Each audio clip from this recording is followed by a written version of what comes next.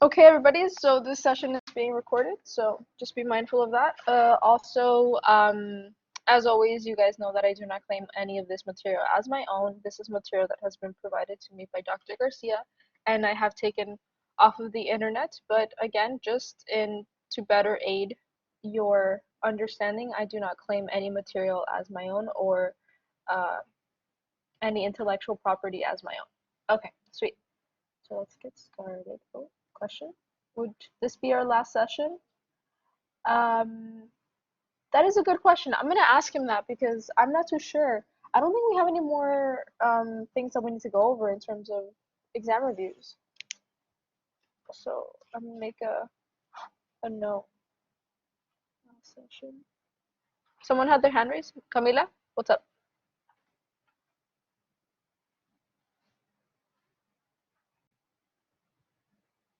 Hello?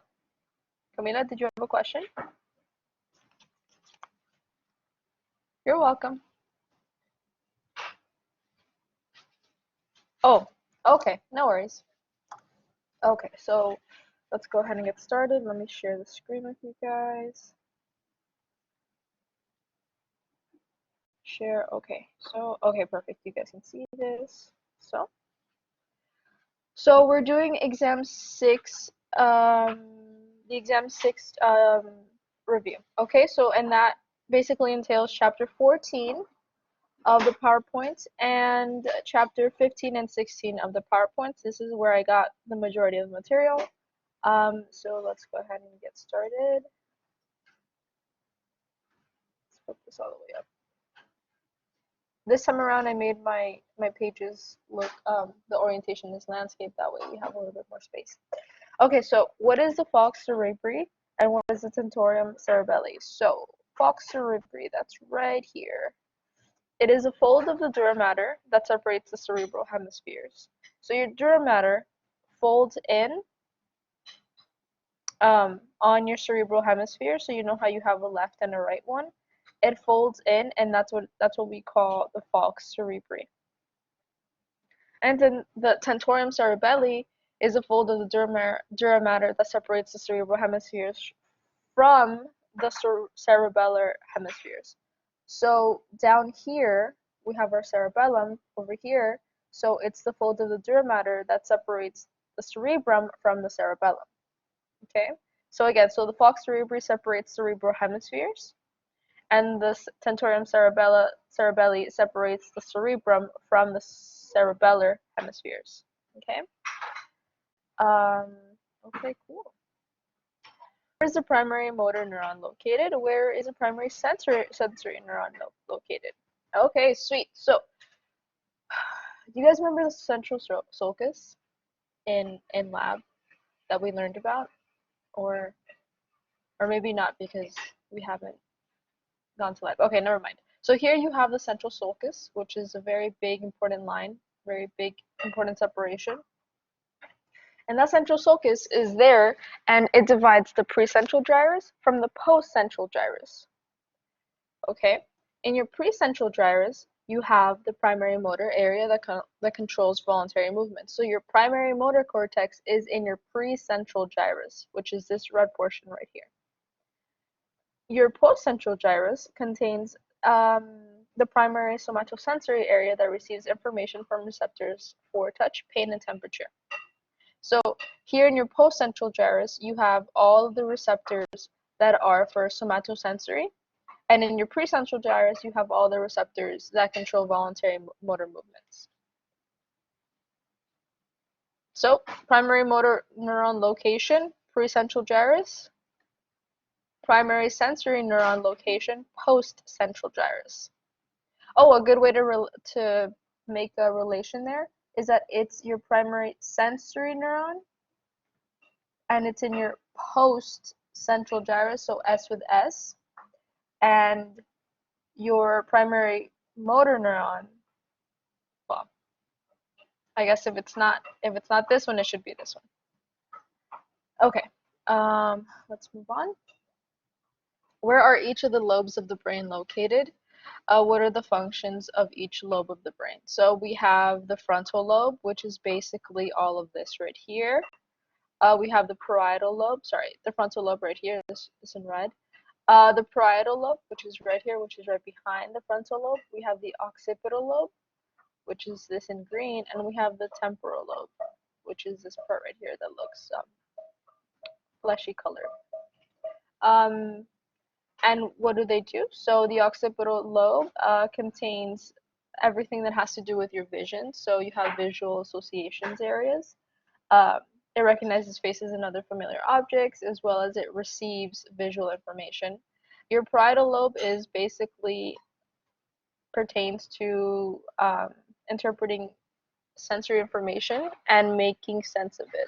So you're receiving all this information, you see that you have a red flower, and you have also a palm tree in front of you, so you're assuming that you're either in a garden or maybe you're passing by one of those really nice gardened areas in um, like the Gables where they have the really nice oak trees that are like really old and there's a whole row of them. So you're seeing this information and you're making sense of it. Um, what else do we have? Your temporal lobe basically deals with memory, and also you have your auditory cortex in there. Um, let's see. Oh, there we go. So yeah, so your temporal lobe, memory and understanding, and language too. Occipital vision, as we said, parietal perception, making sense of the world, and oh, also arithmetic and spelling. So math is controlled here as well as spelling. Um, Here is your post-central gyrus. This is your pre-central gyrus right here. Motor cortex, sensory cortex, and your frontal lobe. Basically, all higher thought, critical thinking happens here. Problem solving, emotions, and personality. That's all those guys do. What else do we have here? Okay, those are the questions there. What portions of the brain deals with memory? So you have your amygdala, your hippocampus, your cerebellum, and your prefrontal cortex. All of these guys play a huge role in memory. And we have that here. So your amygdala, which is this thing right here, your hippocampus, your cerebellum, and your frontal lobe all deal with memory. Your amygdala is really cool because it's basically where you process fear, um, and that's also a memory trigger. So fear established memories will basically stimulate this, and so that's why it's one of the reasons why we establish it helps in memory function. The hippocampus is known for its memory regions, especially the long-term memory. The cerebellum is essential for coordination and movement, and it also deals with memory because in order to move, we have to consistently like think about what we're doing, in a sense that riding a bike, for example, you learn one time, but then once you learn, you're set. That's because that coordination movement has been ingrained into that part of the brain, along with your frontal lobe. Again, critical thinking, higher thoughts. So obviously, making those connections and then having all these other guys play a part in it all relate to um, memory. Any questions before I continue? Everyone good?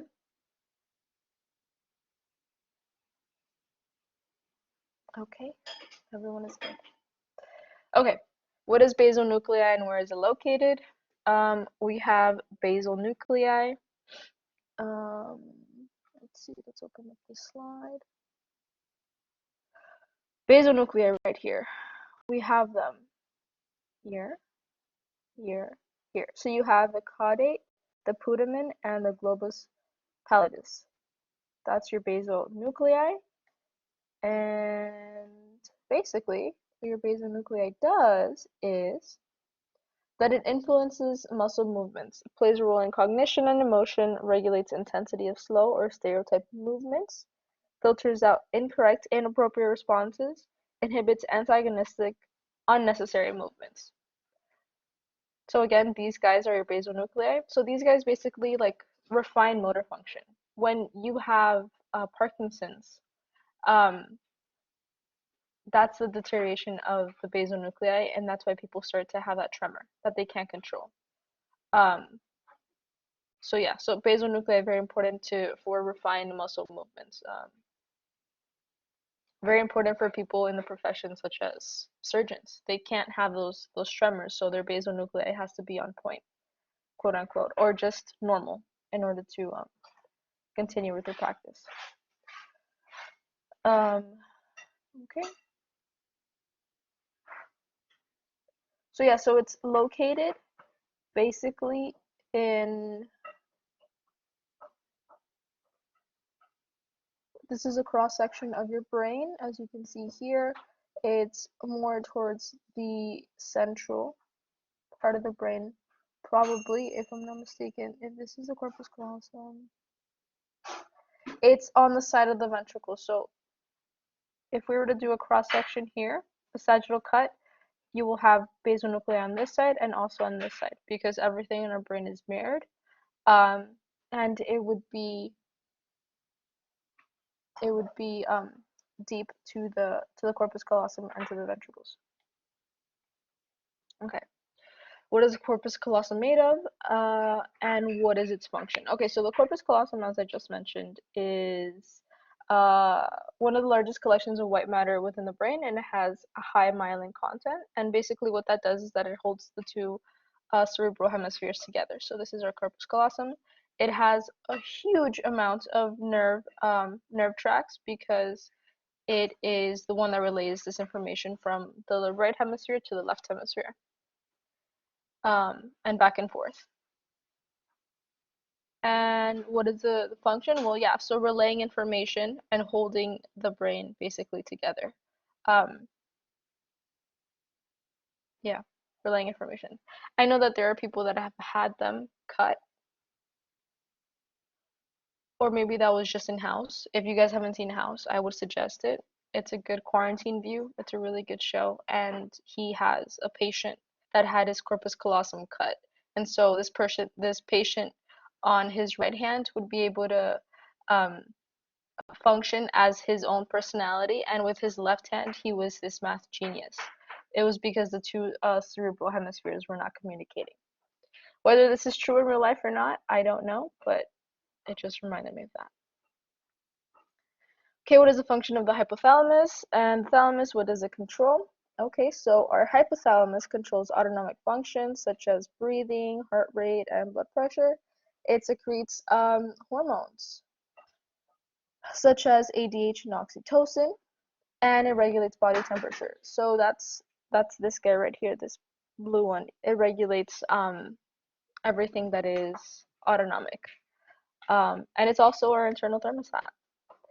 Our thalamus is the process where the center will relay sensory information. So our thalamus is right here, this guy, and it's relaying and processing all the sensory information that is coming in. And if you guys remember, the postcentral gyrus should be somewhere around here. So it's kind of like lined up in a sense.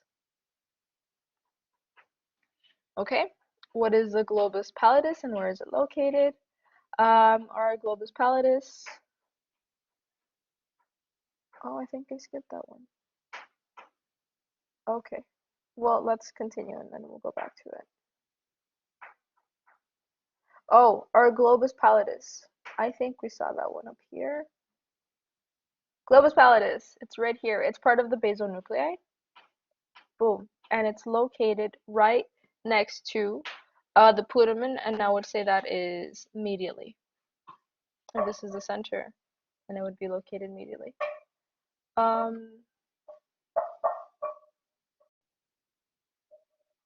What is the putamen and where is it located? It's also part of your basal nuclei, as you can see here, putamen, and it's located laterally. Again, so here is another example of this. We have basal nuclei, we have the caudate, which is this little thing right here. We have the putamen, which is the bigger one, and we have the globus pallidus. What are they? They're part of the basal nuclei. They basically control all refined motor movements, and they are located right here next to each other. Okay. What else do we have here? Okay, what are the components of the limbic system? And the limbic system I thought I had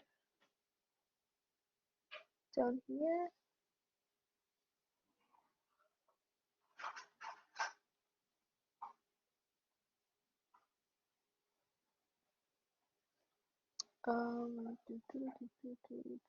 As you guys can see, this is a lot of information that we're gonna work with today. Okay, well, I guess the slide isn't there. That's strange. I thought I put it in there.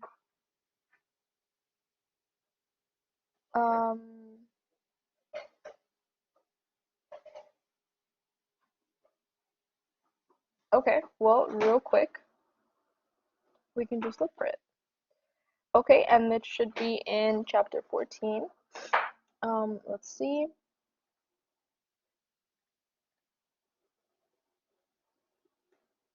So as you guys can see, all of this information I basically took off directly from your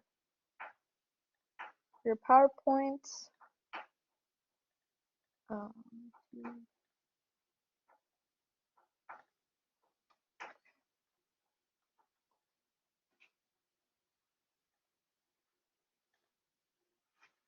oh, here we go. Found it. So let's just copy this guy right here.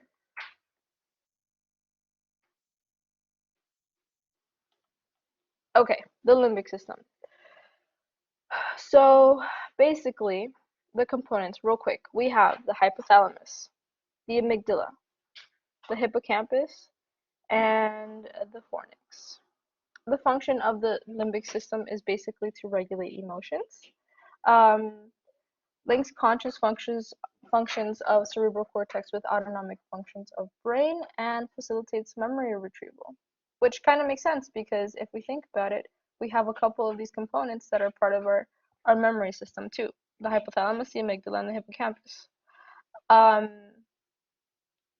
so yeah, so the hypothalamus, what it does again is that it controls hunger, thirst, body temperature, pleasure, the pituitary gland and its hormones. The amygdala is aggression and fear, so the fight or flight.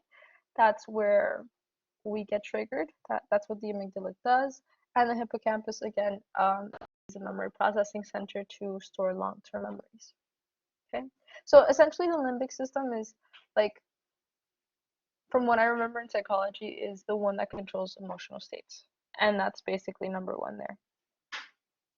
Along with other things such as linking the functions of the cerebral cortex with the autonomic functions of the brainstem.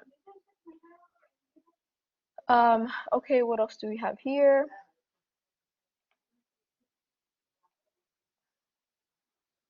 Okay, what is the function of a corpora quadrigemina? I didn't find this one, but I'm sure that this is a quick Google search away for you guys, and in the efforts to, save some time. Okay, so your corpora quadrigemina is composed. So it's in your midbrain, or your mesencephalon, which is this thing right here. It is composed of your superior colliculi and your inferior colliculi. So these two, since they're the same on either side, they're twins. And these two, since they're the same on either side, they're twins. So that's why we call them corpora quadrigemina. Quadrigemina basically means four, like four twins. So our superior colliculi basically processes visual information for reflex movements of eyes, head, and neck to visual stimuli. Okay, so the superior controls visual information.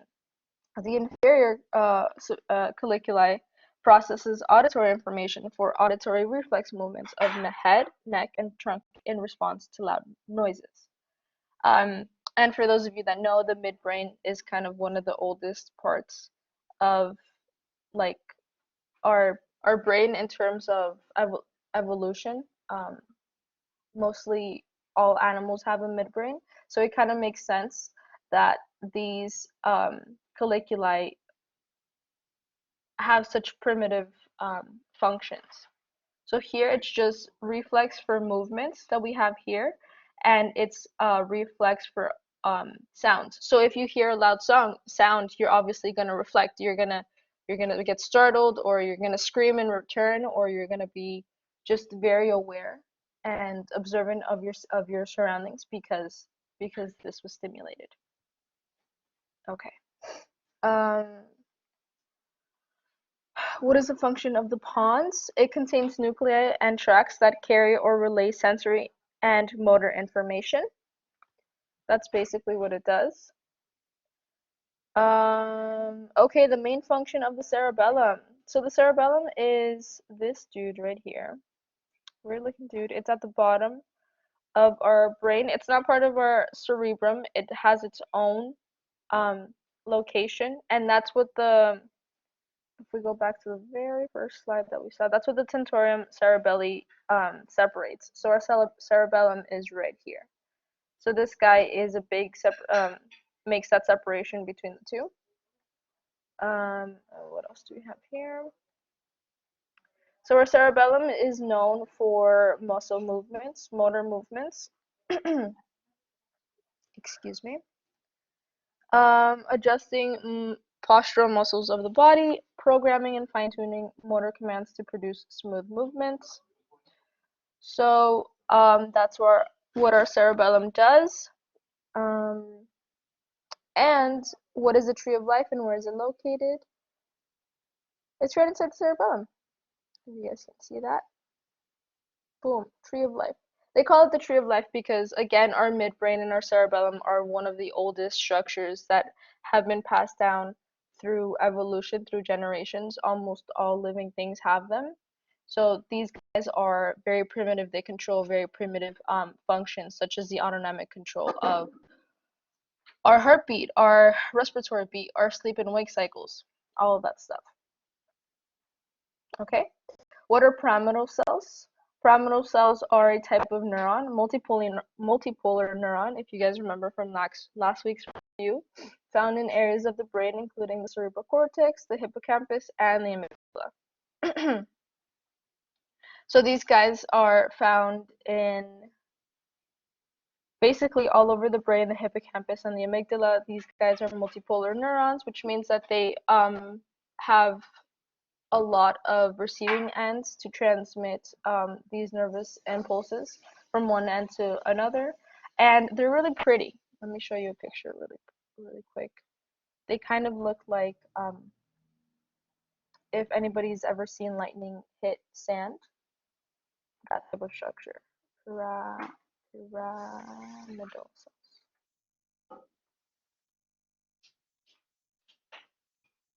Excuse me. So this is what they look like. They all just branch out and stuff. Since they're multipolar neurons, we have the receiving end, the cell body, and then the receiving end, the cell body, and then the axons, and the synaptic end on the other side. They're very pretty. Remind me of trees. Okay.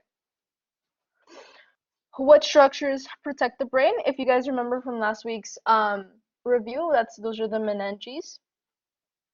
I don't have a picture here, but if you can just refer back to last week's review, the meninges, we have the dura mater, the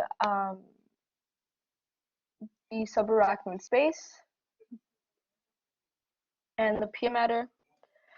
Where is the subarachnoid space? That's beneath the arachnoid. So really quick picture, so we're not just talking. Meninges.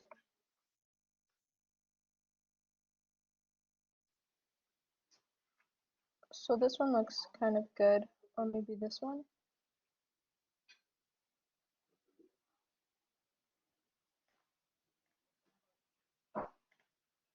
Okay. Paste. So yeah, so we have our dura mater, which is divided into two layers, as I mentioned last week. You have your periosteal layer and your meningeal layer. You have your arachnoid matter, which is this one right here. You have your subarachnoid space, which is the space between the arachnoid matter and the pia mater. This is where your blood vessels are basically found.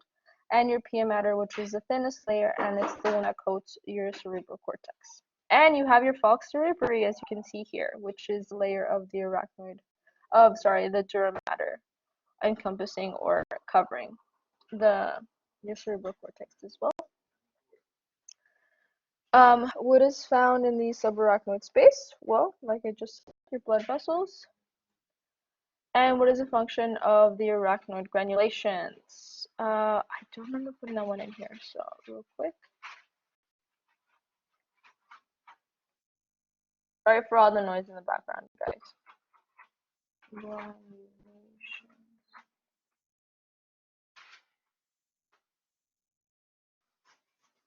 So let's see.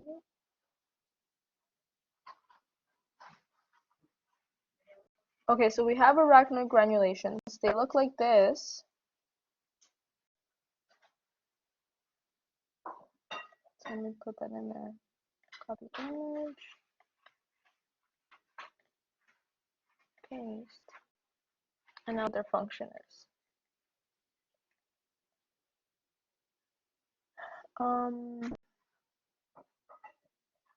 Oh, look at that. Okay, so basically what they do is that they allow the CSF to pass from the arachnoid space into the venous system. So these guys are kind of like the drains. So let me just put that in there too.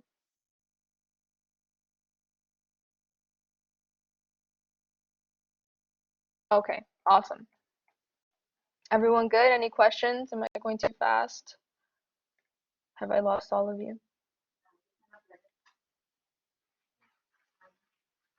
No? Okay, I will take it that everyone is good. Okay. What is the function of CSF? As we mentioned last week, CSF is used to cushion the delicate neural structures. It supports the brain. It helps transport nutrients, chemical messengers, and waste products. The choroid plexus, which is this thing right here, this red thing right here, is the one that has ependymal cells that are the ones that produce CSF fluid. What is the method of the communication of the ventricles? So basically all of these ventricles, this is your first and second ventricle. Your third ventricle is this thing right here. And the way that they communicate is through the cerebral aqueduct, which if I zoom this in, you guys might be able to see. Your cerebral aqueduct is basically what gives it away. An aqueduct is a structure that carries water from one place to another, so you can relate that to your CSF. It carries CSF from one place to another, and this is your fourth ventricle right here. And then it allows it to travel just down your spinal cord, which is this very narrow opening down here, your central canal. So yeah, so we got the function, we got the method of communication. Okay, so what are the different types of receptors? Okay, so there's a bunch of different types of receptors. We have mechanoreceptors. Basically, mechanoreceptors in terms of mechanistic touch. So as you guys know, we have free nerve endings, excuse me, that are very superficial, that are sensitive to touch and pressure. We also have free nerve or nerves that are connected to our root hair plexuses, that are the ones that feel. So if something is crawling on your arm and it's moving your hair, you're able to feel that because of the nerve endings. We have Merkel cells, which are situated in the stratum basale of the epidermis. So these are also sensitizing touch and pressure. And this is all part of your integumentary system. We also have our Meissner's corpuscles, which is something that we went over in lab before we had to go. These guys are situated in the dermal papillae, and they are sensitive to fine touch and pressure and low frequency vibration.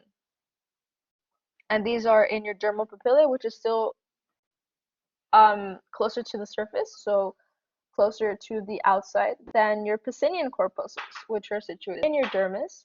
Your dermal papillae is the very top of your dermis, which is the one that connects, that touches your epidermis, whereas your Pacinian are found deep within your dermis, and they are sensitive to deep pressure and high frequency vibrations. And lastly, you have your ruffini corpuscles, and they are situated in the deep dermis as well. They are sensitive to pressure and distortion of the skin, and they're slow adapting, and they kind of look like that. So all of these guys are your mechanoreceptors. So that's one type of receptor. Touch. Baroreceptors. That's another type of receptor, excuse me. These guys are basically the receptors or these watchdogs or guide dogs that monitor how much pressure is within an organ. These are found in blood vessels, in the lungs, the urinary bladder, the intestines, and they play a really big role in regulating the amount of pressure that is being felt throughout these organs. So if you have high blood pressure, your baroreceptor in your heart will say, "Hey, it's time to lower this pressure. Let's secrete some ADH, which is a hormone, antidiuretic hormone. Let's stop secreting ADH. That will then prompt us to empty our bladder. That way, your blood pressure would go down." So again, baroreceptors are for pressure. They're found in blood vessels, the urinary bladder, the intestines, and they play a major role in regulating cardiac function, more specifically with adjusting blood pressure. Okay, proprioceptors. These guys, they monitor the position of the joints, the tension in tendons and ligaments, and state of muscular contraction.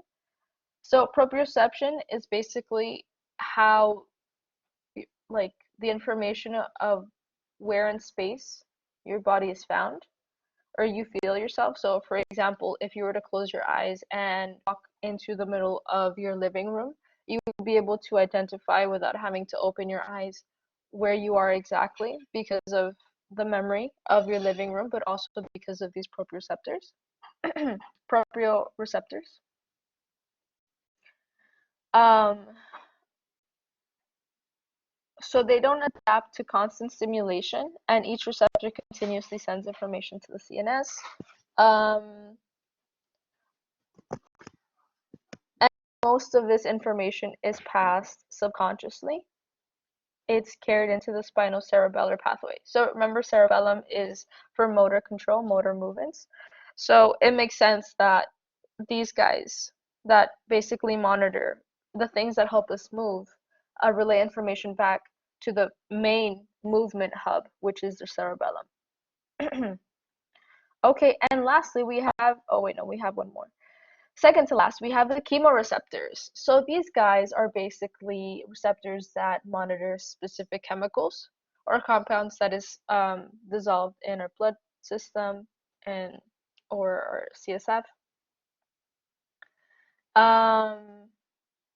It processes at subconscious levels. Chemoreceptor receptive neurons in the respiratory center of the brain respond to concentrations of hydrogen ions and carbon dioxide in the CSF. That's cool. Chemoreceptor neurons in the carotid and aortic arteries respond to a concentration of hydrogen ions, carbon dioxide, oxygen levels in arterial blood. So depending on where the chemoreceptors are found, they will have different functions, as we can see here. So in the blood, they need to be able to monitor the amount of hydrogen ions that are flowing, the amount of carbon dioxide that is flowing, the amount of oxygen that is flowing through the arterial blood. And all of these things have to do with the amount of oxygen that you are inhaling and that is being transmitted from your lungs in order to feed your tissues. And in reverse, the amount of carbon dioxide that your tissues is producing and the amount of carbon dioxide that your lungs can output. We also have chemoreceptors for our special senses, and they are processed in specific areas within the cerebral cortex. So for our olfaction, we have our olfactory nerve, which is cranial nerve number 1, which is what we're going to get into very soon. it branches out into our nose, and that's where these receptors come in with the information. They have chemoreceptors, and they can process the chemicals, excuse me, that are being smelled that give a rose its rose smell. The same as our gustatory receptors in our tongue, which we have three types. And lastly, we have photoreceptors. So cones and rods, the things that can distinguish between color and black and white. If I'm not mistaken, cones are for color. You would have to double check me on that. But I think C with C. That's how I relate that one. Which tracks are ascending and which are descending? Well, you guys already know this. From last week's review, the ascending tracks carry the sensory information towards the brain. So basically, they're the ones that from the muscle or from your fingertip all the way back to your brain, letting you know what you're touching, what you're feeling. Your descending tracks carry motor commands from your brain to your spinal cord. So basically, from your brain to your muscle, letting you be able to contract, walk, exercise, flex. What is the fasciculus gracialis? What is the fasciculus cutaneous? Your fasciculus gracialis is proprioception and fine touch, ventral pressure and vibration from the interior half of the body. So sensation. These guys are sensation. And this is how we can go through it. So let's go through it. So first order, we have our dorsal root ganglia of the interior half of body. The axons enter the CNS in dorsal roots and join the fasciculus gracialis.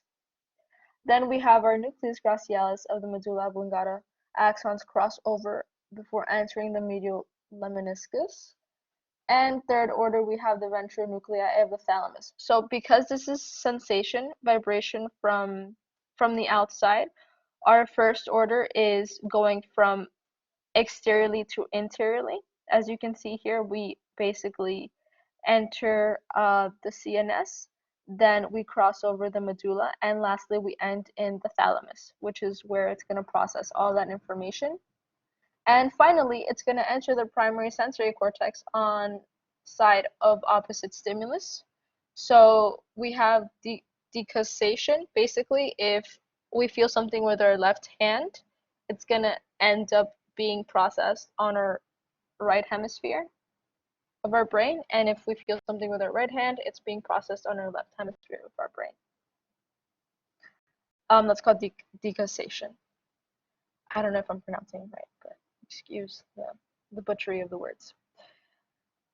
Fasciculus cutaneous, proprioception and fine touch, ventral pressure and vibration from the superior half of body.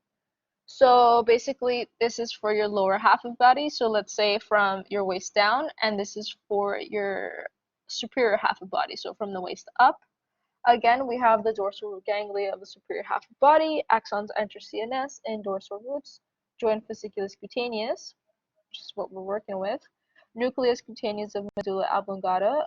Axons cross over before entering the medial lemniscus. And lastly, it ends up in the same place, the ventral nuclei of the thalamus. And again, final destination would be the primary sensory cortex on side opposite to the stimulus.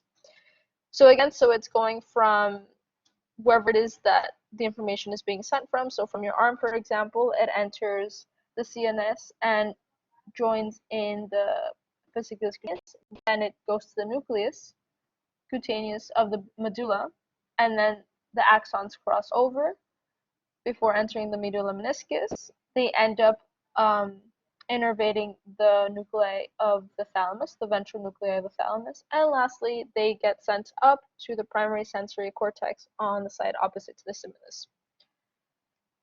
Ooh, that's a mouthful. And here's a picture for those of you that weren't able to follow that. So again, so receptor, whether it is an arm, a leg, a hand, a foot, um, goes into our first order neuron goes into the dorsal root ganglia, which is right here. The second order neuron goes into the nuclei of the medulla, which is, so we're here, so we're going up the spinal cord, all the way up. If it's your foot, then it's going to go all the way up. If it's your hand, it's going to go all the way up until we reach the medulla. Once we reach the medulla, we end up in the nuclei, and then we cross over. That's called desiccation, the crossing over one track from one side of the body to the other side. And then from there, we then reach the thalamus. So processing in the thalamus determines whether you perceive a given sensation of fine touch or as a pressure or vibration. So we have the gray nuclei, the oblongata, we cross over, we go all the way up to the thalamus, and lastly, it gets sent to our postcentral gyrus, where it's the primary motor neuron, sensory neuron, and then we can determine if it was touch from hand, from face, from foot, from arm, as this weird picture depicts. Okay, I'm gonna stop there really quickly. Any questions? Anything at all? Is everyone with me? I need a yes or no. Yes. Okay. Thank you, Joe. Thank you, Andrea. I really appreciate the feedback. Okay. Oh, we have another one. Yes, thank you, Dariana. Okay, so that was a mouthful. So yeah. So what's the difference between pre and post ganglionic neurons?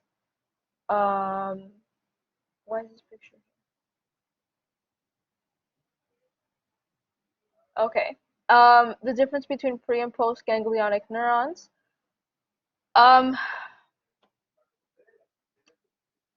We can what? We can leave that one for last because I answered that one and we still have a lot to go. So that's a question that I'm gonna leave for you guys to figure out. So sympathetic and parasympathetic response and activation, all that good stuff. So basically, within our autonomic nervous system,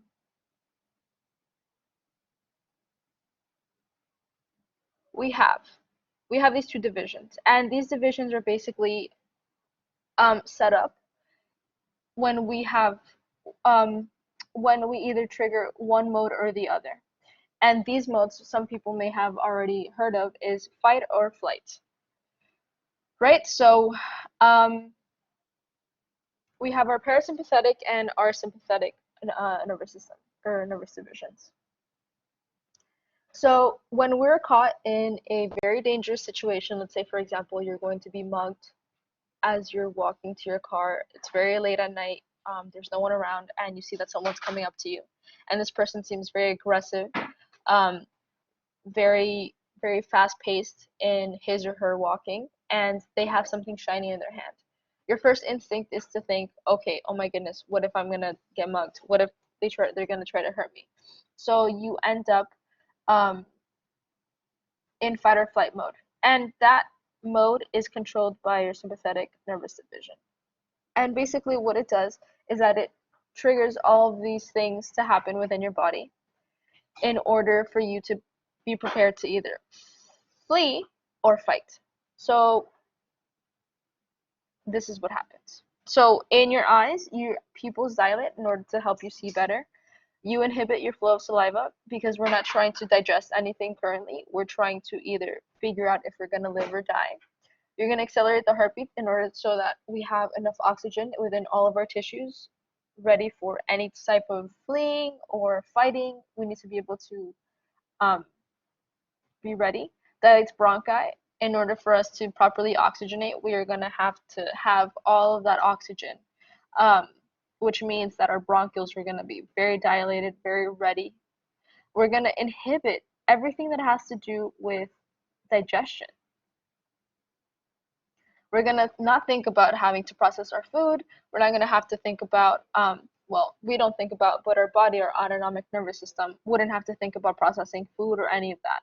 We're not in the business of processing food at that moment. But we are going to convert glycogen to glucose in order to feed our muscles and our tissues. And we're gonna start secreting adrenaline in order for us to, just continue this whole system all over again. Because adrenaline will also pump up your sympathetic nervous system, and it's gonna inhibit any bladder contraction. You're not gonna have to worry or think about the fact that you need to go to the bathroom, or if you haven't gone to the bathroom, you're just ready to go. We're gonna fight. We're gonna run. We're gonna do something. We're gonna like fight for our life. And on the other side, when we're not thinking about fighting for our life, our parasympathetic nervous division is basically what rules us on the day to day, because not everybody's put in a fight or flight situation, especially not on the daily, unless you're in the military and you're fighting in a war and you don't know if when you're gonna wake up or if you're gonna wake up the following day. So um, prolonged stress over time is what really deteriorates the body. As you can see, we're inhibiting many things here. We're not thinking about functions that need to happen on the daily. So on this side, rest and digest is also known as parasympathetic. Um, Here we have no dilation of pupils. They are reactive to light. They are relaxed. They're calm. We stimulate flow of saliva because we can think about the fact that we're hungry or when we haven't eaten. Our heartbeat is at a resting heartbeat. So again, no fear response. Our bronchi are not going to need to dilate because we're not going to need all of the oxygen, because we're not going to need to oxygenate all of our tissues in a fight or flight response. We're going to stimulate peristalsis and secretion because we're thinking about, hey, when was the last time that I eat? Um, that's why it's called rest and digest, because you're resting, your body is in a state of resting, and you're digesting because you're able to um, contract and move all the nutrients through your digestive system in order to feed your tissues and your brain. It stimulates the release of bile which helps in the secretion of fecal matter, and it contracts the bladder in order to empty out all of the nutrients, all of the waste products that we don't need from all of this.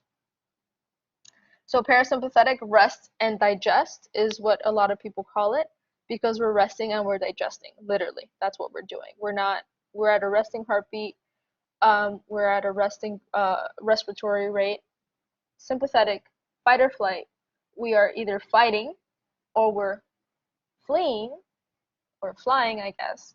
We're fleeing, and in order to do so, in a moment of um, pure terror, our body is going to automatically do all of these things without us having to consciously think about it, which is why it's so great.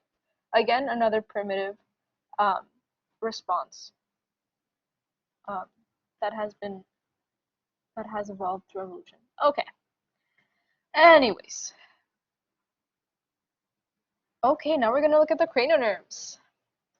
Woo. So, what is the function of the vagus nerve in the parasympathetic system? What is the function of cranial nerve number 5?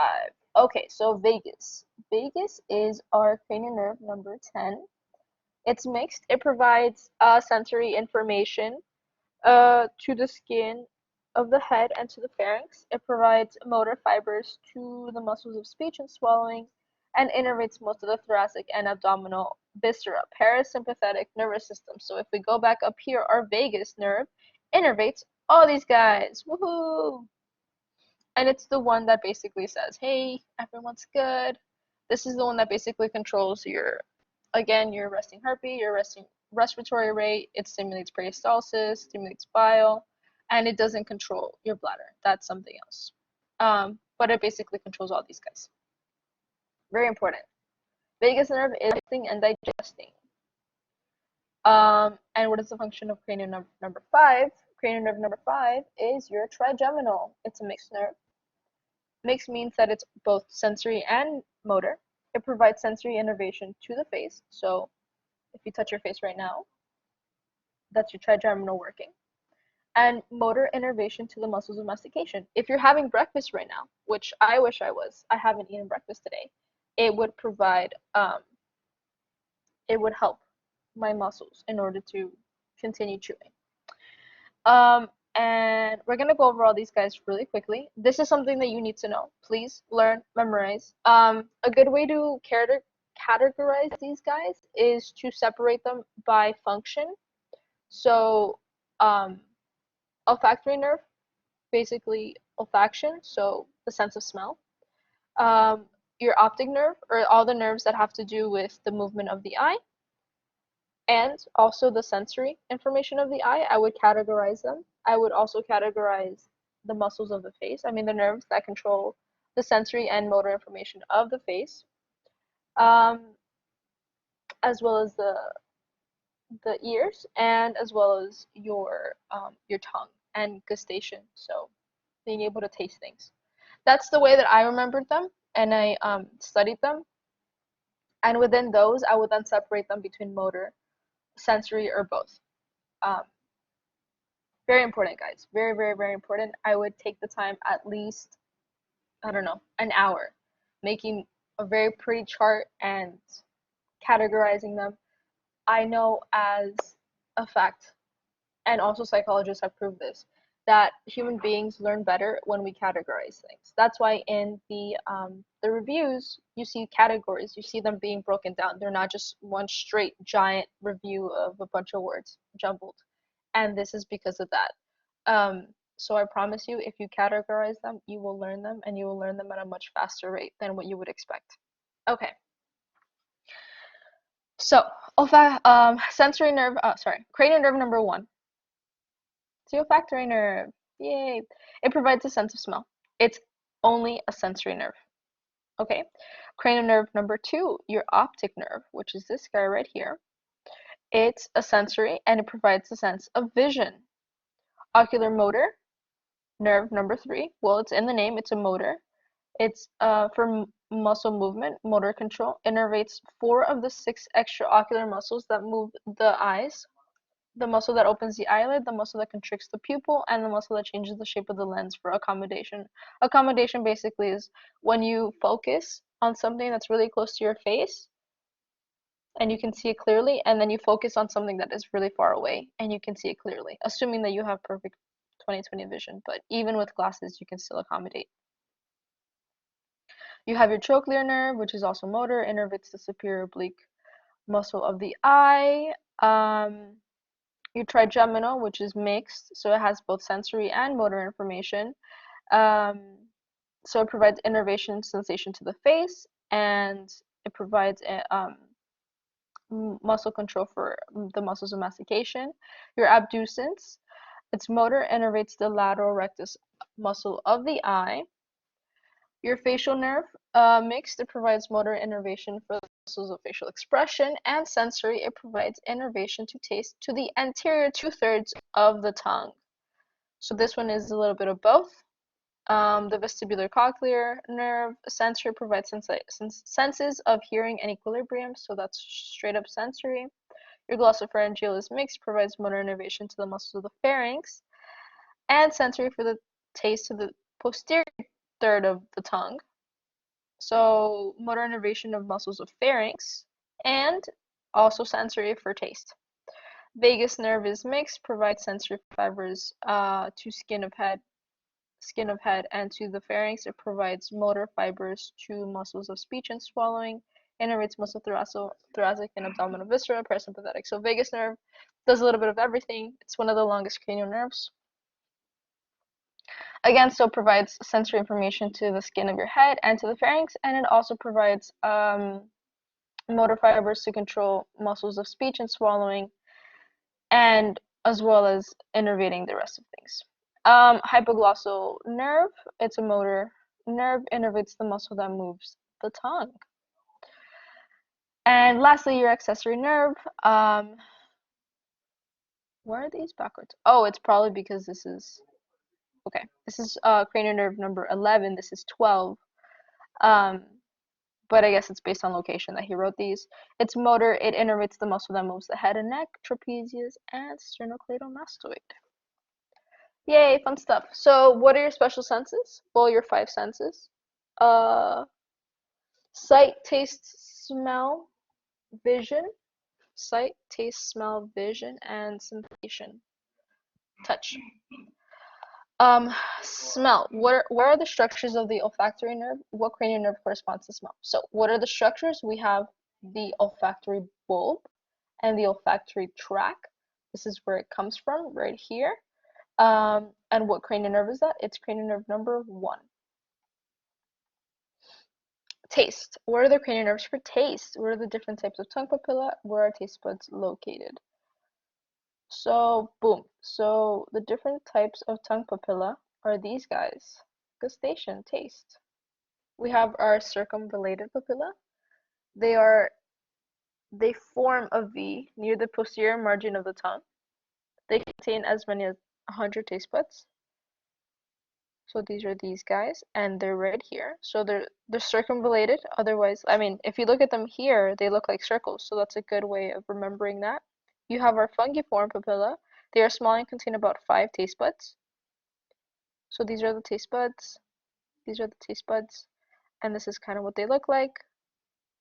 And lastly, our filiform papilla. They provide friction that helps the tongue move objects around the mouth. They do not contain taste buds. So there are no taste buds there. And these are these guys. So, you know, kind of like how cats, if anybody has a cat, you look at their tongue and it's kind of like razor sharp. It's probably because they have a lot of filiform papilla because it provides friction to help move things around. Okay, so those are our taste buds. What are the different, so where are the taste buds located? Well, they're located under the papilla. So it's these guys right here, these little dots. And lastly, what was the other question? What are the cranial nerves for taste? So if we go back here, cranial nerves for taste are for taste, not for movement of mouth, which is very important for taste. So sensory. So right here, glossopharyngeal. That's one of them because it provides for the posterior third of the tongue, and the facial nerve because it provides taste to the anterior 2/3 of the tongue. So the facial and the glossopharyngeal together provide taste for all of the tongue, sensory information, but they also have motor information that they do too. Motor movement information. Okay. So the ear, what are the semicircular canals? What is the function of the cochlea? Okay. So the function of the semicircular canals basically provides information if like where you are in space. So as you can see, we have these semicircular canals right here. There's fluid that travels within them, and they're horizontal at 90 degrees to each other. So, you know, when you're riding a roller coaster, for those of you that like to ride a roller coaster, and the roller coaster goes upside down and in the loops and backwards in the loop, um, you know how you can feel that you know that you're going in a different direction? It's because of that. It's because of the semicircular canals. They help orientate you in space. Um, yeah.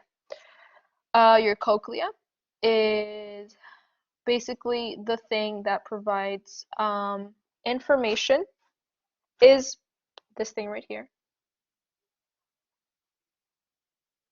And it provides a sense of hearing, which is the nerve. This is where all these little nerve fibers are that based on the the wavelength that is coming in, that is being transmitted through your tympanic membrane, and it goes through this whole thing.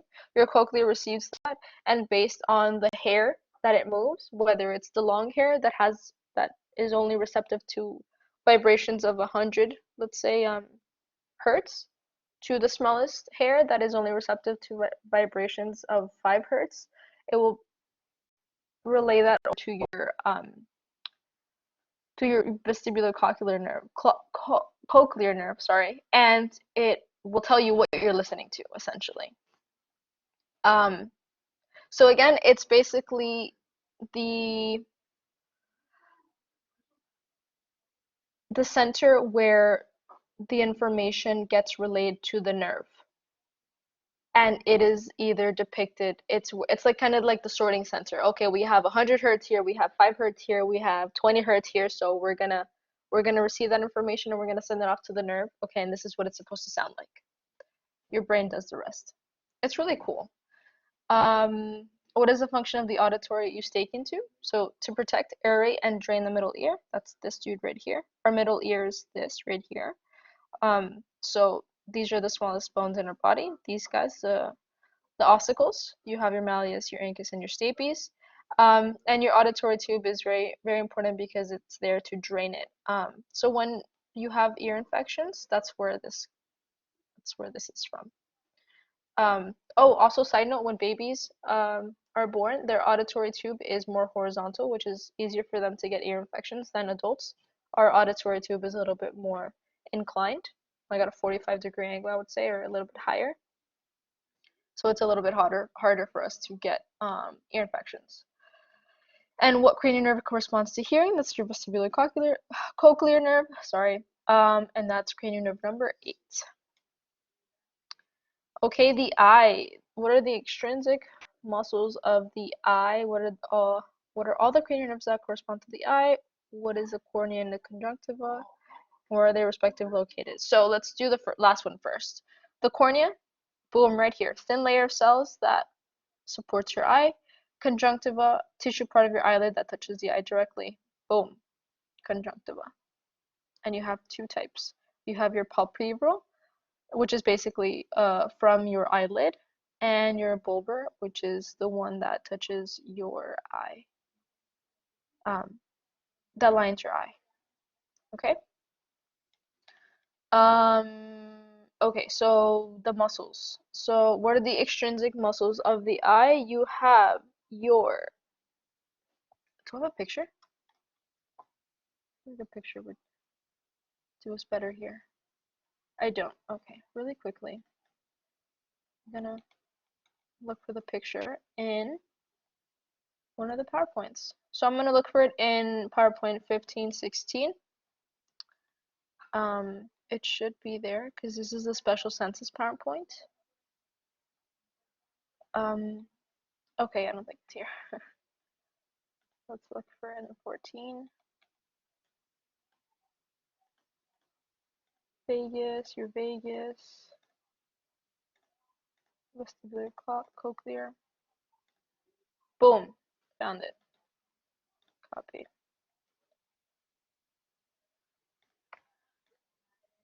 Okay, let's see, paste. Okay, cool. So we were supposed to learn this lab, but as you guys know, well, we already know. So we have the superior rectus, the inferior oblique, your inferior rectus. So you have 4 rectuses. You have your inferior, your medial, and your lateral rectus, and your superior rectus. So there is one muscle for each coordinate. Never eat soggy waffles, north, east, south, west. Superior, medial, inferior, lateral on the other side. This is where you can see it here. Then from there, we also have 2 obliques. We have the inferior oblique and we have the superior oblique, which would be this one right here. And we have cranial nerves that innervate each one. So let's see, your abducens is the one that innervates the lateral rectus of the eye, your abducens. We have the trochlear that innervates the superior oblique. And we have the ocular motor, which innervates your levator palpebrae,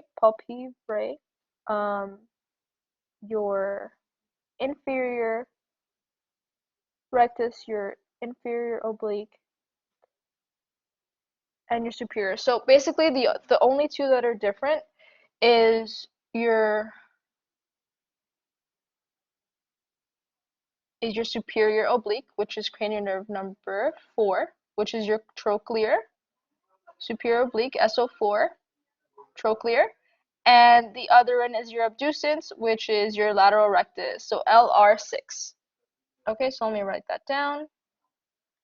So SO4 4, superior oblique, cranial nerve number 4, so superior oblique, cranial nerve number 4. And your lateral rectus, LR6,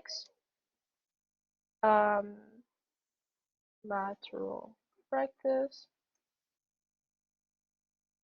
cranial nerve number 6. Everything else is cranial nerve number 3. These are the cranial nerves that innervate your muscles of the eye. And also, so for motor, so these are motor, very important motor. Because we also have our optic nerve, which you can see in the slide right here. Optic nerve, which is nerve number 2, and it only provides sensory information. So we have cranial nerves that control movement, and we also have cranial nerves that control sensory information. Okay. Let's see what else we have here. We're almost done, guys. Sorry it's taking so long. What is the aqueous humor? What is the vitreous humor? So that's down here. Aqueous. Aqueous humor found in the anterior cavity. Vitreous humor found in the posterior cavity. Basically what these guys do is just it lubricates your eye. Very important for the eye to have both of these humors. And I'm not really sure why else it's there. Where do you find most of the cones within the retina? Your fovea, which is this thing right here. It contains only cones which are responsible for the sharpest vision. What pigment comes from vitamin A? So vitamin A, very important vitamin. So we have retinol, which is part of the light sensitive pigment in the retina of the eye. So when we oxidate retinol, we generate retinol into retinal, and that is linked to a protein called opsin, which forms rhodopsin, which is a light sensitive pigment. So vitamin A, very important because it forms light sensitive pigments. Oh, look at that. I had this slide. And lastly, pathologies. What is dyslexia? Dyslexia is a learning disorder that involves difficulty reading due to problems identifying speech sounds and learning how they relate to letters and words, so decoding. What is seizure apraxia? What is Bell's palsy? So Bell's palsy is basically a nervous condition that can hit you with between 20s and 50s, and it affects your upper face and lower face, the nerves of your upper and lower face. You usually don't have any numbness. The nerves, for some reason, they just don't contract as they should, and so you see a slight slumping of the face, but it's only on one side. Whereas a stroke doesn't necessarily affect the whole side of the face, but maybe one part of the face, as you can see here. It takes seconds to minutes to happen. Usually you can have strokes later in life, and as a result you will typically see weakness, numbness, difficulties with speech, slurred speech, double vision. So basically all of this is affected. If you can't move this part of your face, your speech is going to be affected. That's why you have therapies to regain that control. Sometimes they're successful, sometimes they're not. Okay, what is ataxia and dysphagia? So there is this cute little graph that he made that basically distinguishes all three. So apraxia, learned motor movement restrictions, speech impairment, unable to read. So the causes are unknown, or brain injury, stroke, or infection. Aphasia, understand or express, leading to speech impairment, able to read or write. Types, Broca's, Wernicke's, mainly stroke. So you can either understand what people are saying to you and not be able to respond to them because you have linguistic aphasia, or you can speak but people can speak to you and not understand what they're like. You can speak, but you can't understand what people are saying because you have a problem in your Broca's area, um, which is the one where it understands um, language. And ataxia is poor motor coordination, uncontrolled body movements. That's what happens. Usually symptoms are eye, affects your eye, you have stumbling gait, it could also affect your speech. There are different types, Frederick's ataxia, Temin, that word, cerebellum, whatever. And finally, seizures. Seizures are basically just sudden uncontrolled electrical disturbances in the brain, causes behavioral um, movement, feeling, and conscious changes. So someone can have a seizure and have a different type of personality, or maybe their behavior starts to change as a result. You can have partial, which is simple or complex, a generalized seizure, or an absence of seizure, or absence of movement of electrical impulses there. And we're done. Oh my goodness, that was very long. Questions, comments, concerns?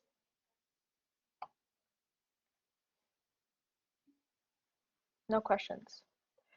Okay, awesome. Thank you guys for putting up with an hour and 15 of this. For those of you that are part of the 9 a.m. class, thank you for joining me. You guys are free to go. If you have any questions, again, you guys know my email.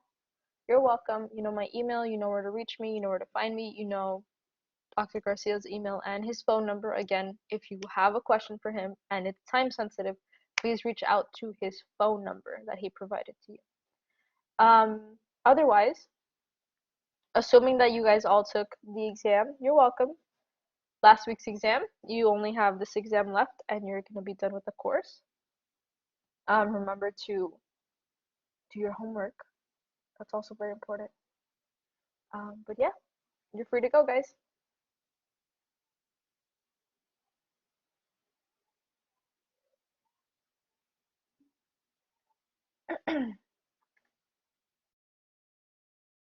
You're welcome. You're welcome, everyone.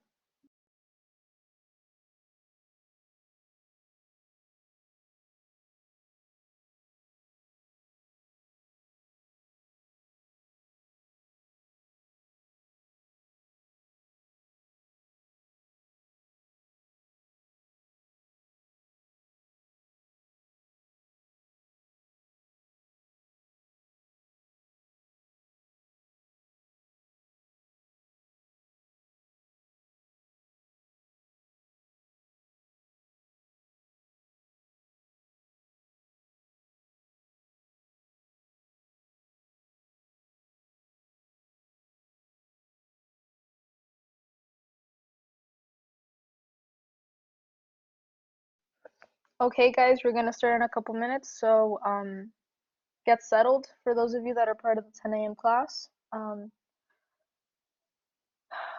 It is a lot of information, like a lot of information, so bear with me. I'm gonna try to do my best. Um, so yeah, so I'll give you guys until 10:20 so we can start.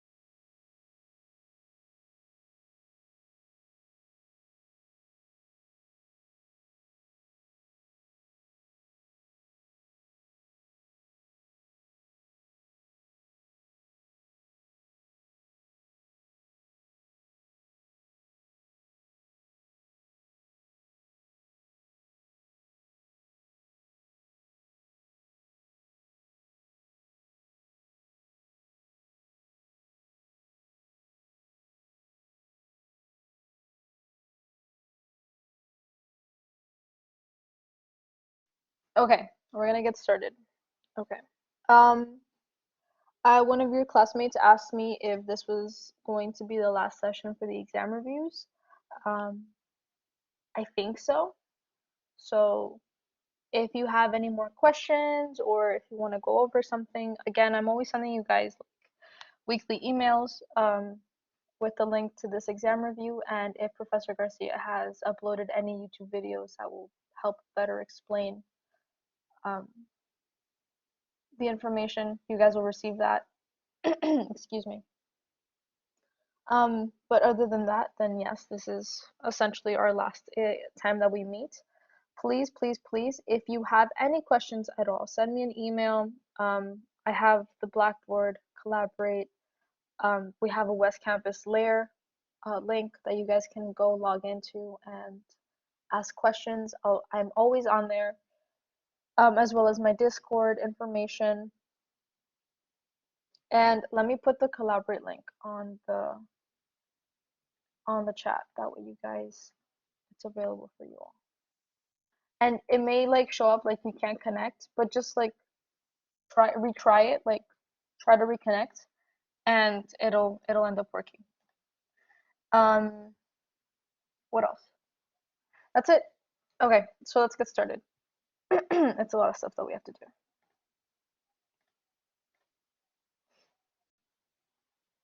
Okay, everybody can see me. Beautiful. All right. Boop. Okay, brain and its corresponding structures. First question: what's falx cerebri and what is the tentorium cerebelli? Falx cerebri. It is a fold of the dura mater that separates the cerebral hemispheres. So the dura mater, it folds in, coating the cerebrum, and the cerebrum, and as a result, it separates the hemispheres. So you're gonna have falx cerebri, right here in the middle, where both are found. Tentorium cerebelli, it's the fold of the dura mater that separates the cerebrum from the cerebellum. So it's the fold of the dura mater that basically separates the two, because this is also an important part of our brain, but it's not part of our cerebrum. This guy developed much later before this guy. Most animals and primitive species way back in the day, like millions of years ago, had a cerebellum and a brainstem and the midbrain, the mesencephalon, but they didn't develop all of these guys until very later, which is what we have now. Okay, a little bit of history, I guess, or whatever. Where is the primary motor neuron located? Where is the primary sensory neuron located? So these guys, boom. So we have a central sulcus, which is this division right here, which separates our frontal from our parietal lobe. Our precentral gyrus is the one that contains primary motor neuron. It contains the primary motor area that controls voluntary movements. Our postcentral gyrus contains the primary somatosensory area that receives information from receptors for touch, pain, and temperature. Apologies for the noise. There's a lot of people in the house and everybody's trying to work. Okay. Um, so yeah. So our primary sensory neuron, boom, right here. Postcentral gyrus. Primary motor neuron, boom. Primary precentral gyrus, right here. Okay. Where are each of the lobes of the brain located? What are the functions of each lobe of the brain? So lobes are right here: our frontal lobe, our parietal lobe, our occipital, and our temporal lobe, which is this thing right here. Functions of the lobes. We have the occipital, which deals with vision, sensory information. Our parietal deals with perception, making sense of the world, arithmetic, and spelling. Here we have our sensory cortex, our motor cortex. Here we have our frontal lobe, which is executive functions, critical thinking, emotions, abstract thoughts. Our temporal lobe has to deal with memory, understanding, and language. Okay, what portions of the brain deals with memory?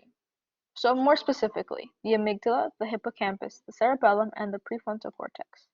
And you can see that here. So amygdala, hippocampus, cerebellum, and prefrontal cortex right here. All these guys play a role in memory. So our frontal lobe has to do with critical thinking, behavior, emotions, and that also has to so in emotions, like if we feel sad, if we feel lonely, um, if we feel fear, our amygdala regulates our fear emotion. Um, our hippocampus is the one that basically turns short-term memory into long-term memory, and our cerebellum also aids in that. So all of these guys working together have to do with our memory. What is basal nuclei and where is it located? So basal nuclei, these guys, boom, right here. These red things right here. We have a cross section here. Here we have a sagittal cut. So they're located deep within the brain. Um, and basically what these guys do are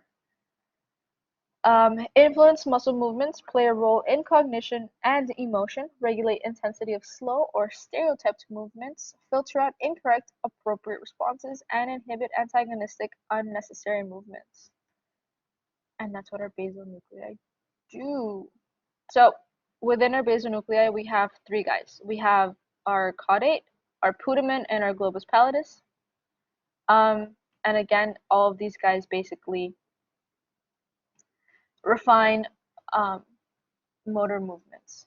So if you're gonna outstretch your hand and tell it or think to not shake or tremor, that's what it's gonna do without having to do it. So people that have Parkinson's disease, um, their basal nuclei starts to deteriorate, and that's why you see the tremors. That these are uncontrollable tremors because the putamen, the globus pallidus, the caudate, all these guys um, control that.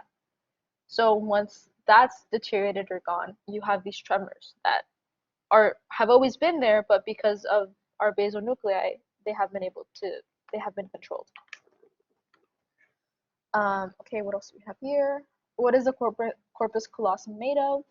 Um, so the corpus callosum is made of nerve tracts. It's one of the largest collection of white matter within the brain, and it has high myelin content. If you guys remember from last week, myelin is really important because it helps send information fast because of its insulating properties.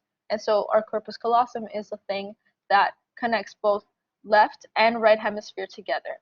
So it's very important for the information to be sent over in a matter of seconds in order for these two hemispheres to work together to decipher whatever it is. If it's a critical thinking problem, if it's a sound, if it's information being sent from your eyes to your occipital lobe, all that stuff is very important.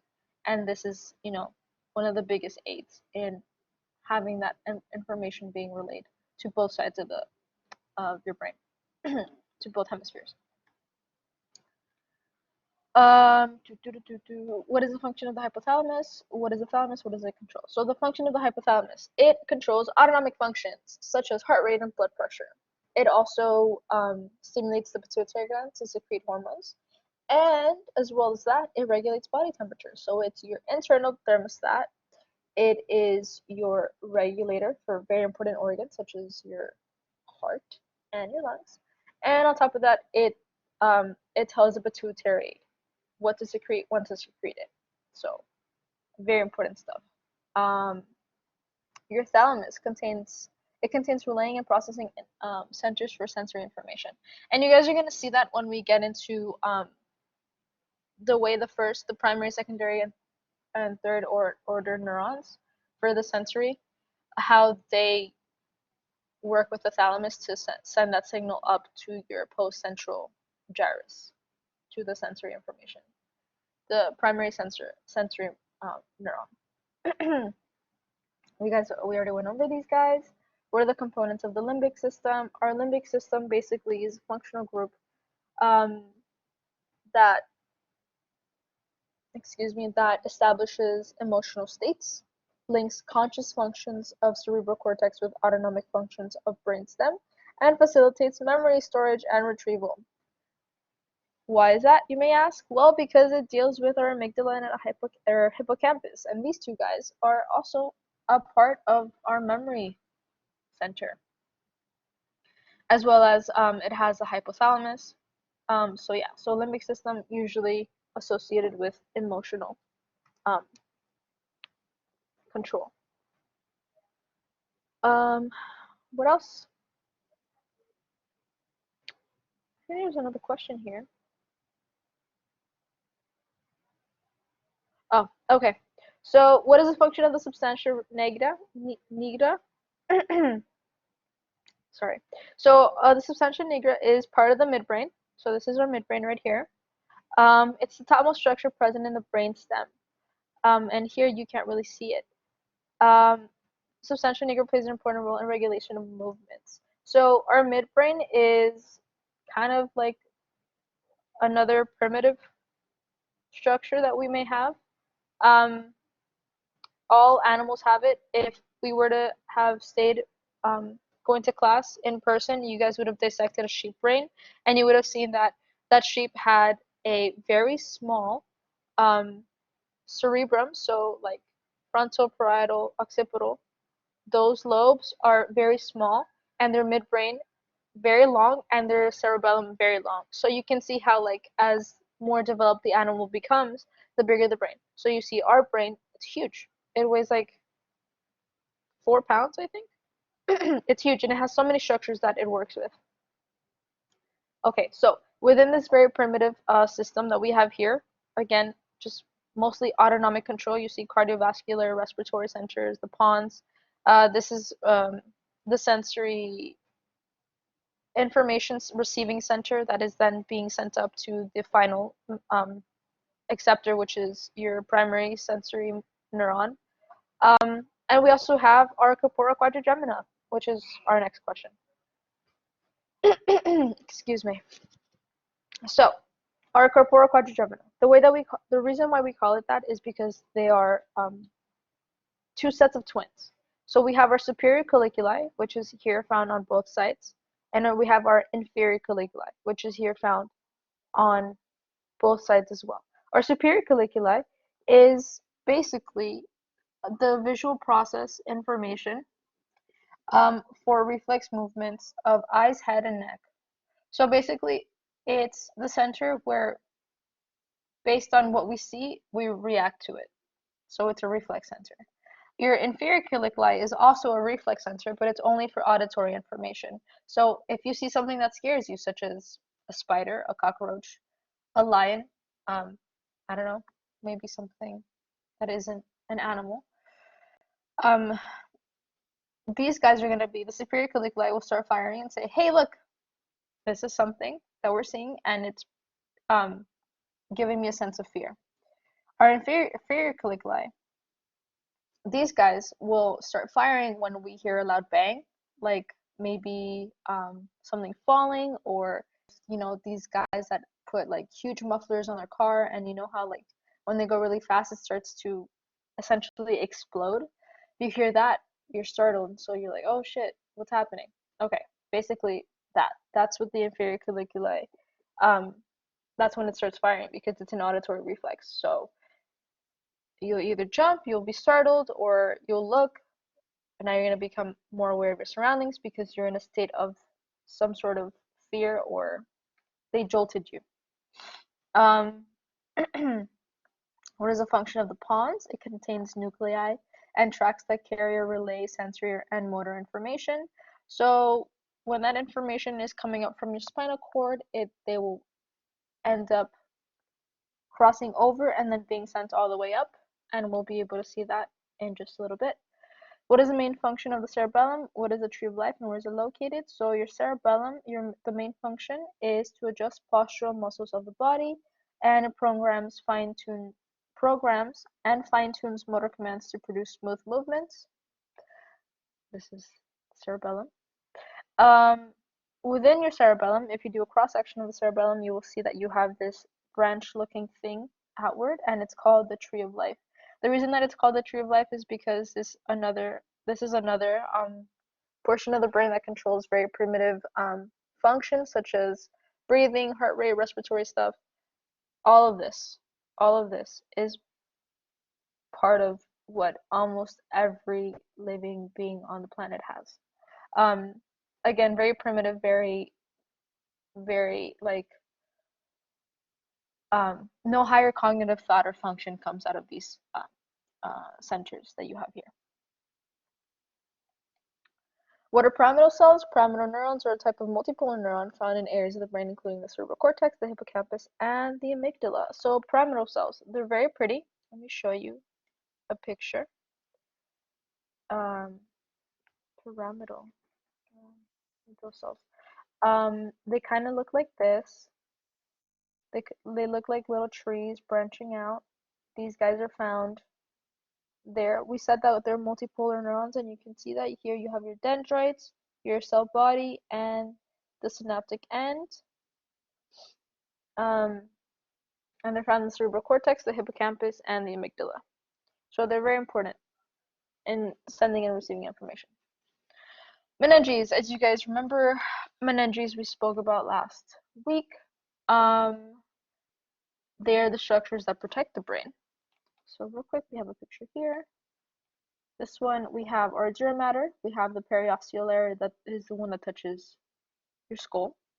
We have the meningeal layer, which is this one right here, which then forms the falx cerebri, which is the very first thing that we mentioned. We have the arachnoid matter, which is this blue thing right here, along with the arachnoid granulations, which we're going to get into very soon. We have our subarachnoid space. That's where we find our blood vessels, arteries, and veins.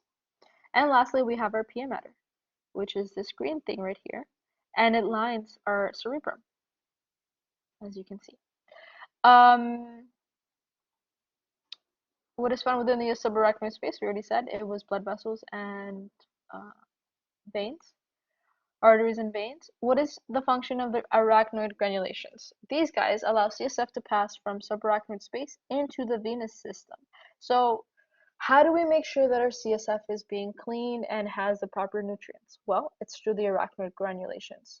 These guys allow the CSF to pass into our veins to then later be cleaned out if they need to be,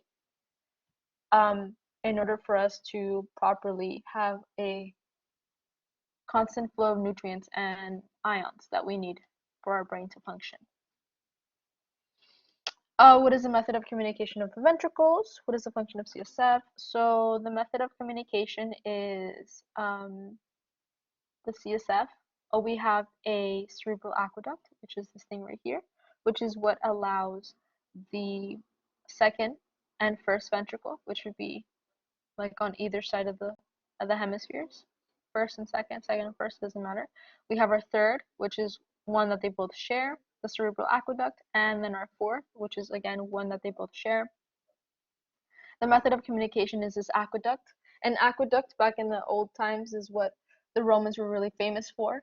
And basically what it does is that it carries water from one place to another. So here the cerebral aqueduct is the one that carries CSF from one ventricle to another and down to your spinal cord, down your spinal cord, down the central canal. Functions of the CSF, again, cushioning delicate neural structures, supporting the brain, transporting nutrients, chemical messengers, and waste products. So if we have waste products, how do we empty them out? Into our venous system, which is what the arachnoid granulations are there for. Okay.